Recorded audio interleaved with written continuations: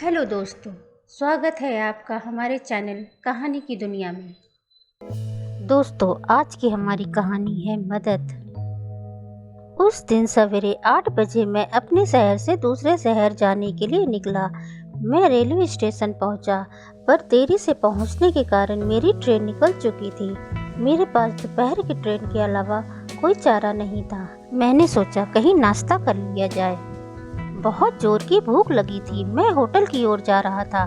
अचानक रास्ते में मेरी नज़र फुटपाथ पर बैठे दो बच्चों पर पड़ी। लगभग 10-12 साल के रहे होंगे।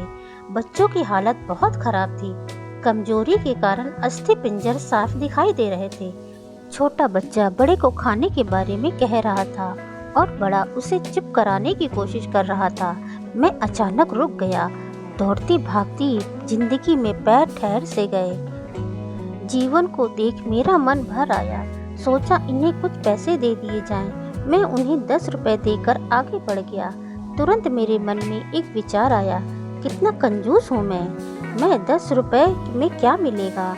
चाय तक तो ढंग से ना मिलेगी। स्वयं पर शर्म आई, फिर वापस लौटा।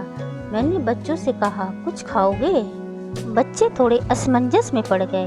जी, मैंने कहा, बेटा मैं नाश्ता करने जा रहा हूँ, तुम भी कर लो। वे दोनों भूख के कारण तैयार हो गए। मेरे पीछे पीछे होटल में आ गए। उनके कपड़े गंदे होने से होटल वाले ने डांट दिया और भगाने लगा। मैंने कहा, भाई साहब उन्हें जो खाना है वो उन्हें दो, पैसे मैं दूंगा। होटल वाले ने आश्चर्य से मेरी ओर देखा। उसकी आंखों में उसके बर्ताव के लिए शर्म साफ दिखाई दी। बच्चों ने नाश्ता, मिठाई व लस्सी मांगी। सेल्फ सर्विस के कारण मैंने नाश्ता बच्चों को लेकर दिया।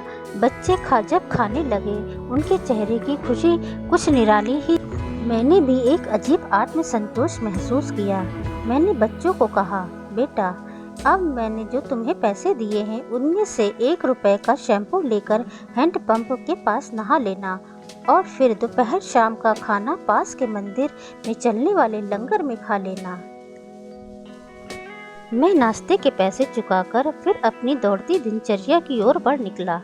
वहाँ आसपास के लोग बड़े सम्मान के साथ देख रहे थे। होटल वाले के शब्द आदर में परिवर्तित हो चुके थे। मैं स्टेशन की ओर निकला। थोड़ा मन भारी लग रहा था। मन में थोड़ा उनके बारे में सोचकर दुखी हो रहा था। रास्ते में मंदिर आया। मैंने मंदिर की ओर देखा और कहा, हे भगवान, आप कहाँ हो? इन बच्चों की ये हालत, ये भूख, आप कैसे चुपचाप बैठ सकते हो? दूसरे ही क्षण मेरे मन में विचार आया, अभी तक जो उन्हें नाश्ता दे रहा था वो कौन था? क्या तुम्हें लगता है तुमने वह सब अपनी सोच से? मेरे सारे प्रश्न समाप्त हो गए। ऐसा लगा जैसे मैंने ईश्वर से बात की हो। मुझे समझ आ चुका था, हम निमित्त मात्र हैं। उसके कार्यकलाप वो ही जानता है, इसीलिए वो महान है। भगवान हमें किसी की मदद करने तभी भेजता है जब वह हमें उस काम के लायक समझता है। यह उसी की प्रेरणा होती। अगर आपको हमारा चैनल पसंद आ रहा है तो लाइक, कमेंट, शेयर और सब्सक्राइब जरूर करें। धन्यवाद।